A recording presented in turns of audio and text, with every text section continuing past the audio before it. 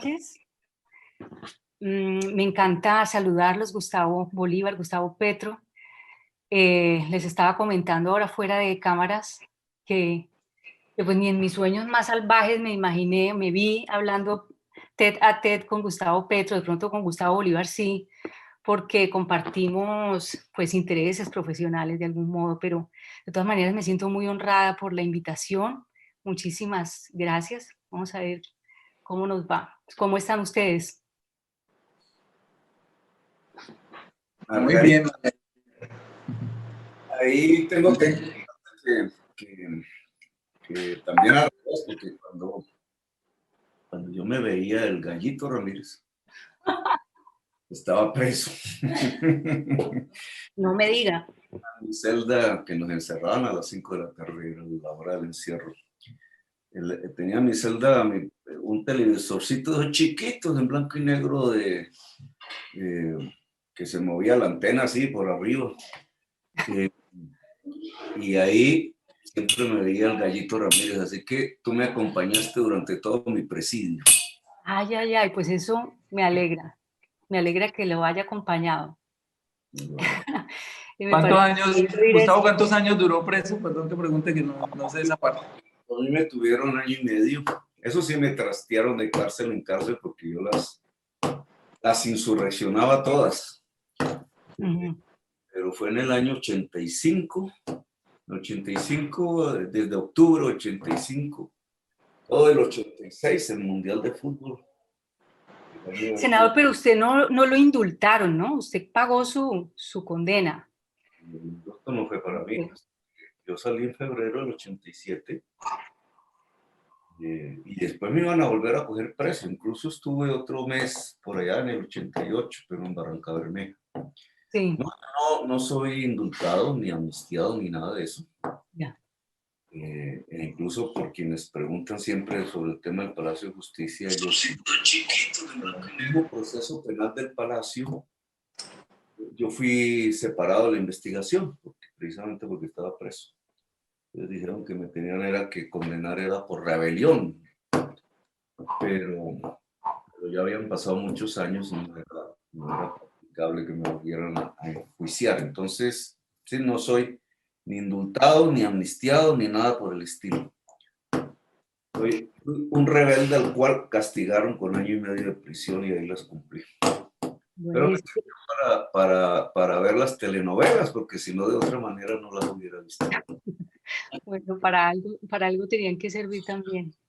Bueno, yo quería, pues primero contarles cómo me quiero posicionar yo en este diálogo, pues porque vengo también con el prejuicio de que pues de que soy de la farándula, pues, actriz de telenovela, y de que no tengo como la estatura para hablar de políticas y especializadamente con ustedes. Entonces digo, bueno, voy a ubicarme como alumna, y a propósito de tu columna, Gustavo Bolívar, que me gustó mucho y luego la comentamos, que me parece el estatus más encantador de todos. Entonces voy a hacer las preguntas desde ahí, desde alguien que quiere aclarar ciertas cosas, y sobre todo de política básica. Entonces vamos a hacer una primera parte como de aclarar unas nociones que muchos usamos en las redes indiscriminadamente, de forma vulgar. Yo creo que yo misma también lo hago y sería bueno como que ustedes me sirvan de profesores y aclaremos esos términos. ¿Les parece que empecemos con esa clase? Ahí está el profesor Petro, que es Pedro.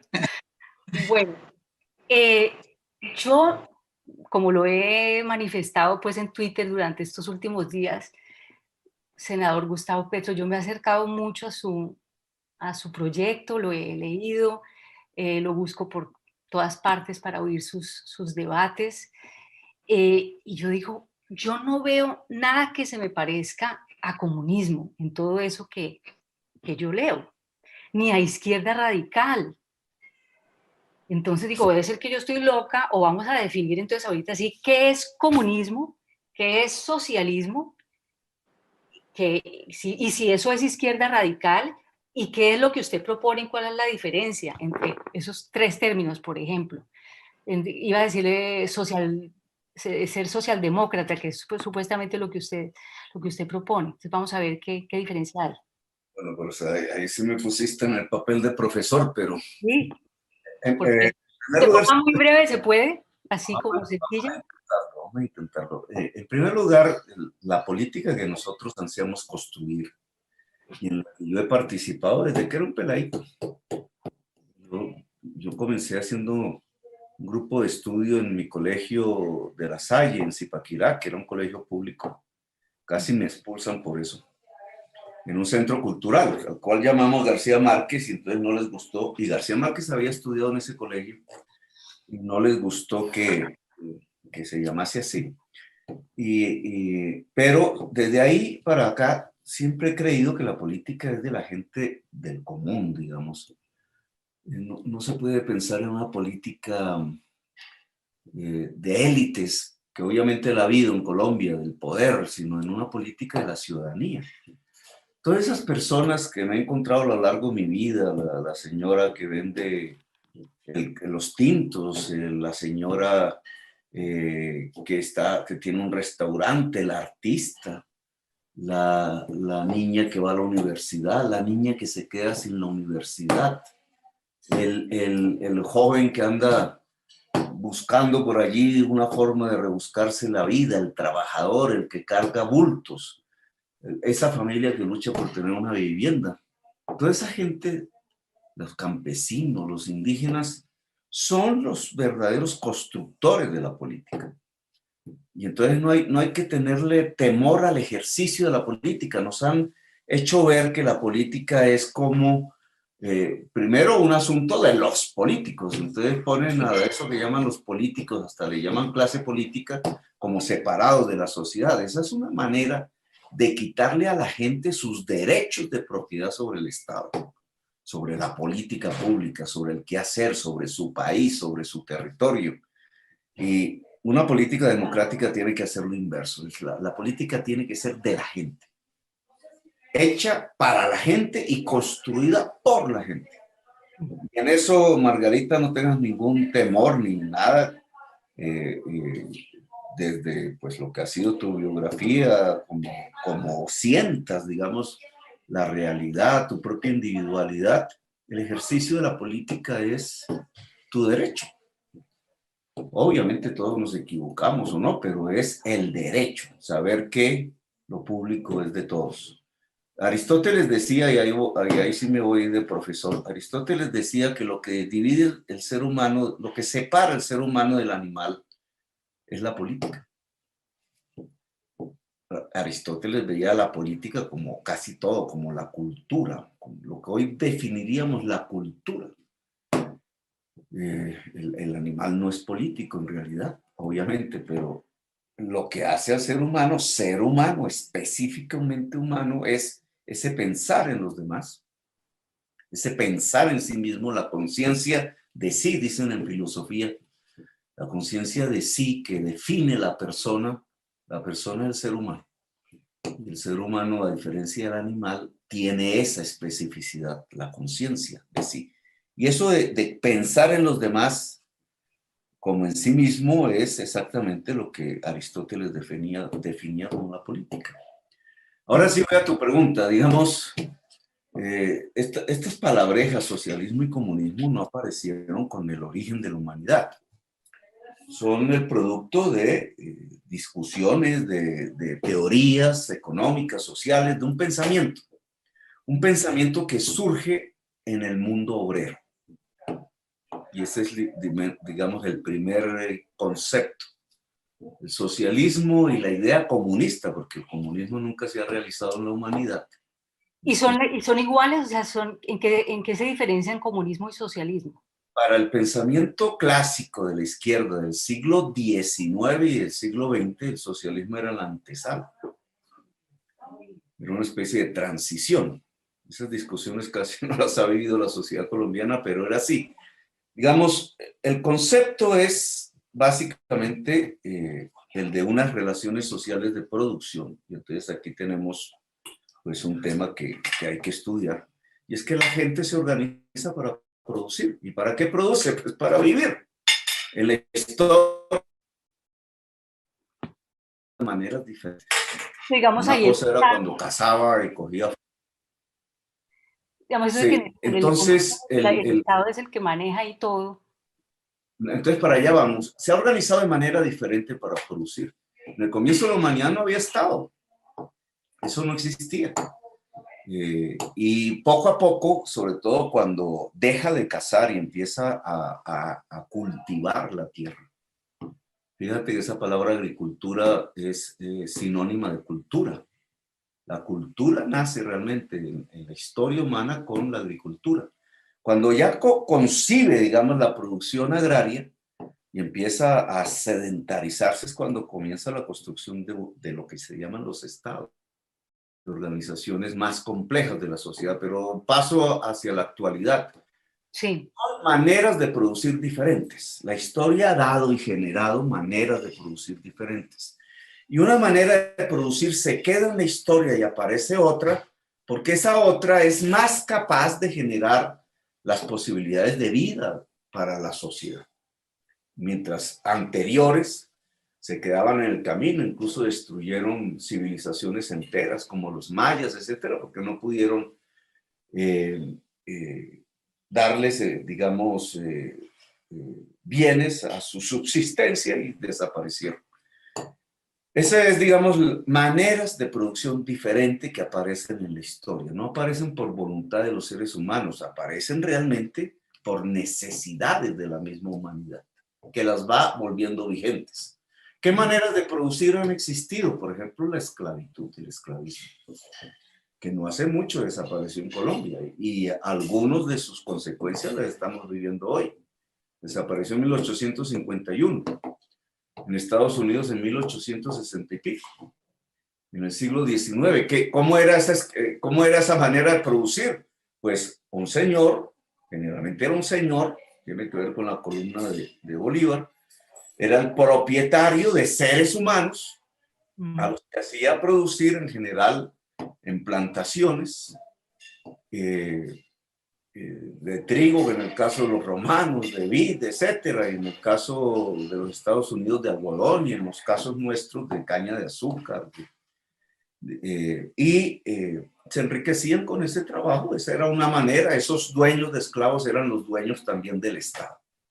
Así fue nuestra sociedad. Cuando nosotros nos independizamos de los españoles, los líderes de la independencia eran esclavistas y mantuvieron la esclavitud en una contradicción muy profunda con las tesis revolucionarias francesas que querían hasta 1851. Hay otras maneras de producir, la capitalista, que es, digamos, la contemporánea y la dominante. ¿Cómo es la manera de producir capitalista?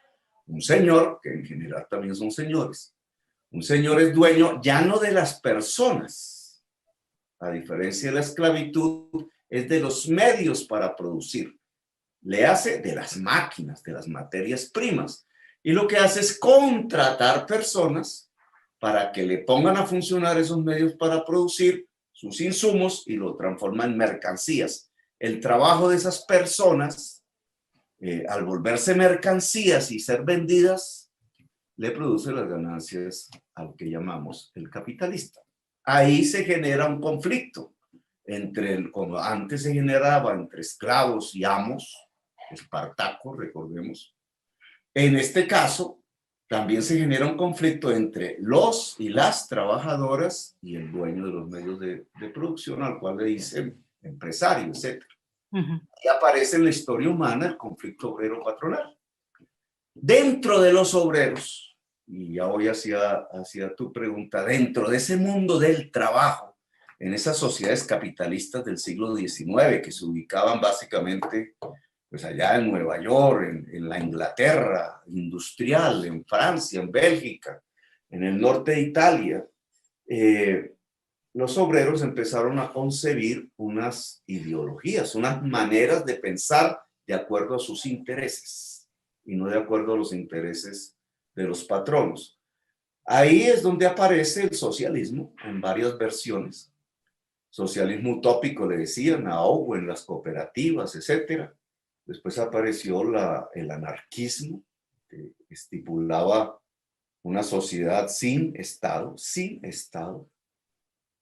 muy contrario a lo que hoy la gente tiene en la cabeza de que es el socialismo. Es decir, que la revolución consistía en que no hubiese Estado y la gente fuera autónoma y libre, confederada. Ese anarquismo en el movimiento obrero fue muy fuerte en España, determinante en la Revolución Española, y vino a América Latina, sobre todo a Uruguay, Argentina, Chile. Hay unos anarquistas colombianos muy famosos, uno que se llama Biófilo Pancarastra, el amante de la vida, sería el Biófilo. Y otra corriente socialista fue la marxista, Marx. Y entonces Marx es el que habla de esto, de que el socialismo es una manera de producir diferente al capitalismo. ¿En qué consiste? Decía él. Consiste en que los trabajadores, las trabajadoras sean los propietarios de la producción, de su trabajo. Y entonces el patrono deja de existir. Ese es el socialismo. Así que la producción y los medios de producción son propiedad ya del mundo que trabaja. Obviamente Marx nunca se puso a estudiar el socialismo, sino que él se puso a estudiar el capitalismo y dejó sus libros. Y de ahí se desarrolló ya en el siglo XX pues una serie de realidades políticas que cruzaron todo el siglo XX y toda la historia. Entonces aparece la primera revolución rusa, la rusa. Allí toda una discusión porque se estaban inventando un mundo. Eso termina en medio incluso de un dramatismo entre los mismos que habían hecho la revolución. Muchos fueron fusilados con lo que se llama el estalinismo. Stalin es el que transforma el pensamiento de Marx, su concepto de socialismo, hacia la idea de que es el Estado el dueño de los medios de producción. Ya. Entonces, eso es lo que podríamos llamar el socialismo soviético, el realmente existente, no el que escribió Marx, sino el que hubo. ¿En qué se diferencia todo eso de lo que propone usted? Pues nosotros no estamos hablando en este momento en el país, y no porque a mí me asuste hablar de socialismo ni nada de eso, como si escondiera. Hoy vi en una revista ahí que se ha vuelto muy de derechas, la directora diciendo, no, el que entrevista a la directora, el hijo de Uribe, diciendo es que el Petro tiene un proyecto socialista escondido. Bueno, yo no veo la necesidad de esconder el socialismo.